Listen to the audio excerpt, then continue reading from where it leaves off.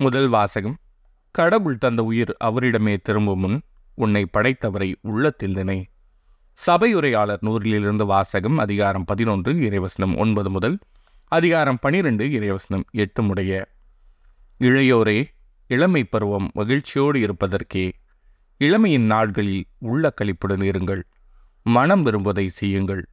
கண்களின் நாட்டத்தை நிறைவேற்றுங்கள். ஆனால் நீங்கள் செய்கிற ஒவ்வொரு செயலுக்கும் உரிய தீர்ப்பை கடவுள் வழங்குவார் என்பதை மறவாதீர்கள். மனக்கவலை ஒழியுங்கள். உடலுக்கு ஊறு வராதபடி காத்து கொள்ளுங்கள். குழந்தை பருவமும் இளமையும் மறையக்கூடியவையே. ஆகையால் உன்னை படைத்தவரை உன் இளமை பருவத்தில் மறவாதே. வாழ்க்கை எனக்கு இன்பம் தரவில்லையே என்று நீ சொல்லக்கூடிய துயர நாள்களும் ஆண்டுகளும் வருமுன் அவரை உள்ளத்திலே நினை. அதாவது கதிரவன், பகலொளி, நிலா, விண்மீன்கள் ஆகியவை உனக்கு மங்களாய் தெரியும் முன்னும், மழைக்கு பின் மேகங்கள் இருண்டு வருவது போல தோன்றும் முன்னும், வீட்டு காவலர் நடுக்கங்கொள்ள, வழியோர் தளரும் முன்னும், அரைப்போர் மிகச் சிலராகி தம் வேலையை நிறுத்தி கொள்ள, பலகனி வழியாக பார்ப்போர் ஒளி இழந்து போகும் முன்னும், திருச்சன்னடி கேழாவண்ணம் கதவுகள் அடைத்து கொள்ள, சிட்டுக்குருவியின் கீச்சொழியும் உறக்கத்தை களைக்க, இன்னிசை கருவி இசைக்கும் மகளிர் அனைவரும் ஓய்ந்து போகும் முன்னும் உன்னை படைத்தவரை உள்ளத்தில் நிலை. மேட்டை கண்டு அச்சங்கொண்டு தெருவில் நடப்பதை நினைத்து திகிழ் கொள்ளும் முன்னும், வாதுமை மரம் பூ பூக்கும் முன்னும், வெட்டுக்கிளியைப் போல நடை தட்டு தடுமாற ஆசையெல்லாம் அற்றுப்போகும் முன்னும், உற்றார் வீதியில் அழுது புலம்ப நீ முடிவற்ற ஓய்வுக்கு செல்லும் முன்னும் உன்னை படைத்தவரை உள்ளத்தில் நினை. விழி கயிறு அருந்து பொன் விளக்கு கீழே விழுந்து உடைவதற்கு முன்னும், குளத்தருகில் குடமுடைந்து நொறுங்க, கிணற்றருகில் உருளை உடைந்து விழுமுன்னும், மண்ணினின்று வந்த உடல் மண்ணுக்கே திரும்பும் முன்னும், கடவுள் தந்த உயிர் அவரிடமே திரும்பும் முன்னும் உன்னை படைத்தவரை உள்ளத்தில் நினை. வீண், முற்றிலும் வீண் என்கிறார் சபையுரையாளர். எல்லாமே வீண். இது ஆண்டவரின் அருள்வாக்கு. இறைவா, உமக்கு நன்றி. பதிலுரை பாடல்.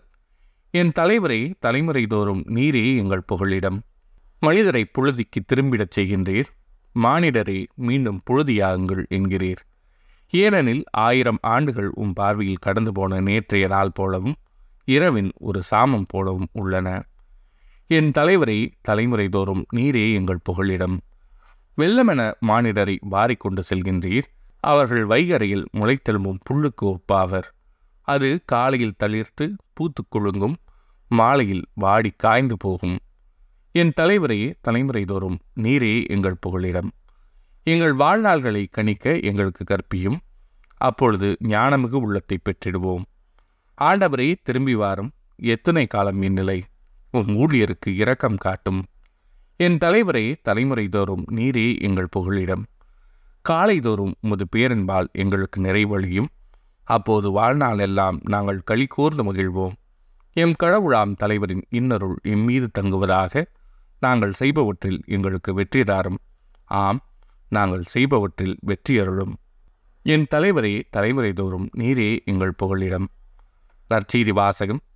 மானிட மகன் மக்களின் கையில் ஒப்புவிக்கப்பட இருக்கிறார். லூக்கா எழுதிய தூய நற்செய்தியிலிருந்து வாசகம். அதிகாரம் 9 இறைவசனங்கள் 43 முதல் 45 முடிய. அக்காலத்தில் இயேசு செய்த யாவற்றையும் பார்த்து அனைவரும் வியப்படைந்தனர்.